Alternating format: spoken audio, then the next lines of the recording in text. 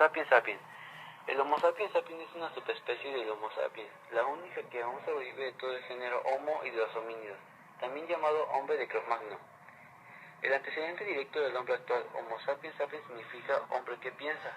El Homo sapiens sapiens es una subespecie de origen africano, aparecida hace unos 45 a 100 millones de años, que se ha extendido por todo el mundo, incluyendo la Antártida.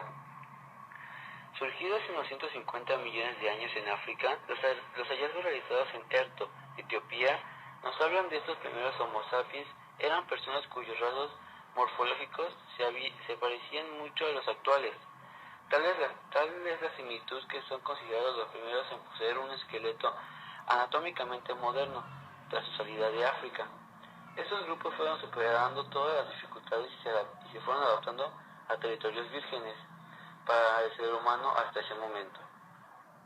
Y con esto han demostrado su éxito, tanto así que hace unos 15 millones de años, tal vez algo más, otra vez todo el planeta ya estaba poblado por una única especie, la nuestra, muy política y en la que la diversidad es su riqueza, desde una perspectiva antropocéntrica.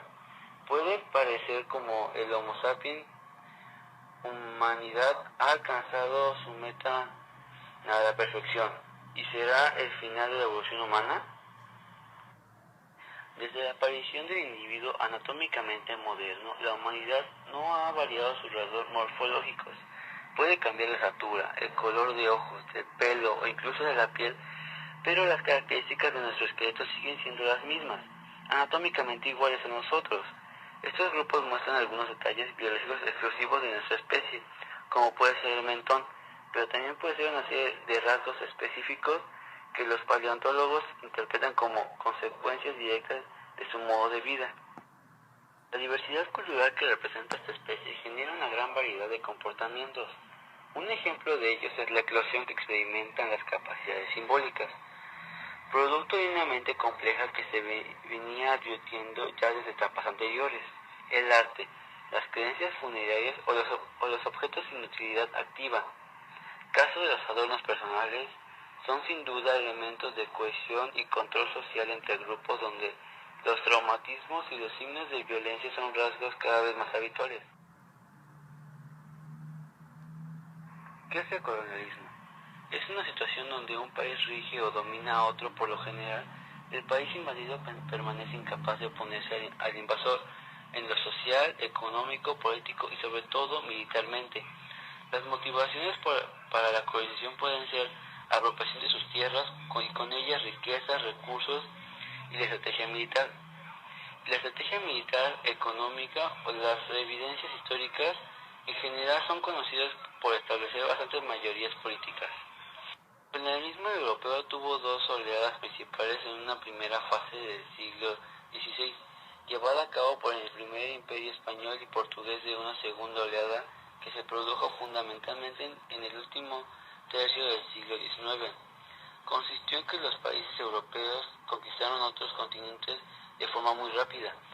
Algunos países colonialistas en esa época fueron Bélgica, Francia, Reino Unido, España, Portugal, Alemania, Rusia y principalmente conocidas como expansión universal. Las causas de este colonialismo fueron principalmente económicas, políticas. La crisis económica de superproducción en Europa en los años 1872 y 1873 se trataba de solucionar con medidas proteccionistas y proteger la producción nacional frente a las competencias extranjeras.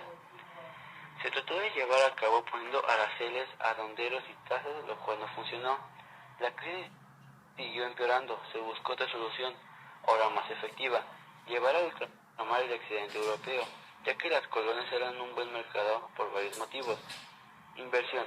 En Europa sobraban capital para invertir, pero como no había garantías de retorno, los inversores se fueron a las colonias. La producción agrícola y las materias primas en general son necesarios, pero se encontraban en las colonias y se vendían en Europa.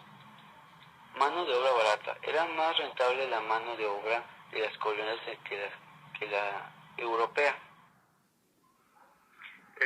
El Imperio Mexicano fue un estado independiente que nació como resultado del movimiento independentista de Nueva España.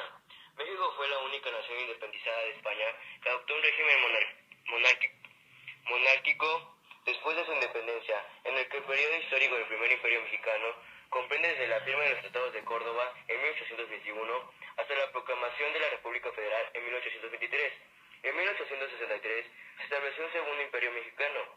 El territorio del imperio mexicano corresponde al antiguo virreinato de Nueva España, con excepción de las capitanías generales de Cuba, Santo Domingo y Filipinas. Las provincias de la Capitanía General de Guatemala se anexaron después al imperio mexicano. El primer y único monarca de ese estado fue Agustín Iturbide, con el nombre de Agustín I de México. La Guerra de Independencia de México duró 11 años y distaba mucho de ser un movimiento homogéneo. Su propósito inicial era apoyar el regreso de Fernando VII como rey de España contra la invasión francesa, aunque después José María Morelos y Pavón y el resto de los caudillos insurgentes tomaron como causa la independencia total de Nueva España. La reacción española sofocó el ímpetu bélico de los primeros años. Después de la ejecución de Morelos, los insurgentes resistieron como guerrillas confinadas en pequeños territorios. Agustín Iturbide se convirtió en el representante de una élite que había amenazado sus intereses con la adopción de la Constitución de Cádiz. En vista de ello, decidieron pactar con los insurgentes y apoyar la separación de Nueva España. En la ciudad de Córdoba se reunieron Agustín Iturbide, jefe del ejército de Garante, y el último virrey que recién llegaba a España, Juan de Donojú. Se encontraron para firmar la independencia del virreinato. El 24 de agosto de 1821,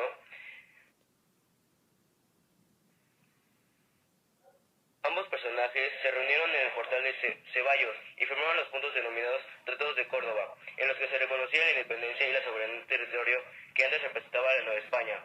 La frase célebre de aquel encuentro era supuesta la buena fe y armonía con la que nos conducíamos.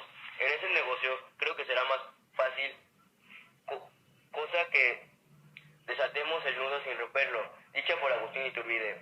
Después de consumarse la independencia de México por medio del plan de las 13 garantías, la forma acordada de la organización de la naciente nación sería como una monarquía constitucional, por lo que se funda así llamado Imperio Mexicano, en la cabeza del cual queda el general Agustín Iturbide. Agustín Iturbide fue electo unánimemente presidente de la Junta y luego presidente de la regencia del imperio, pero por ser incompatible con el mando del ejército y considerándose como que debía conservar este último,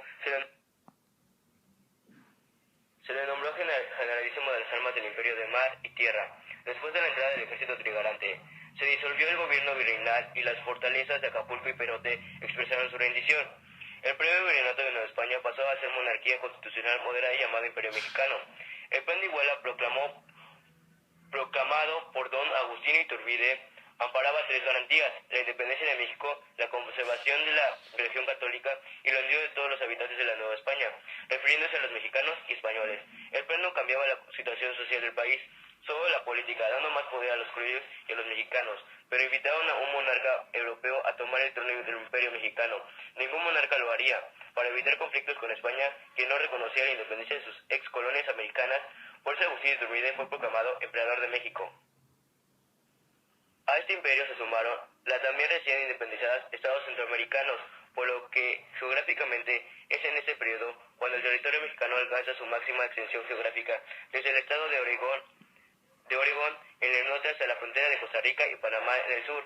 El gobierno de Iturbide, sin un plan económico, duró solo 9 meses, y la rebelión republicana amparada por el plan de Casamata tomaría el poder, instalando el sistema republicano federal en México en 1824, dando fin al primer imperio y el inicio de la primera República Federal de los Estados Unidos Mexicanos, amparada en la Constitución Federal de los Estados Unidos Mexicanos de 1824.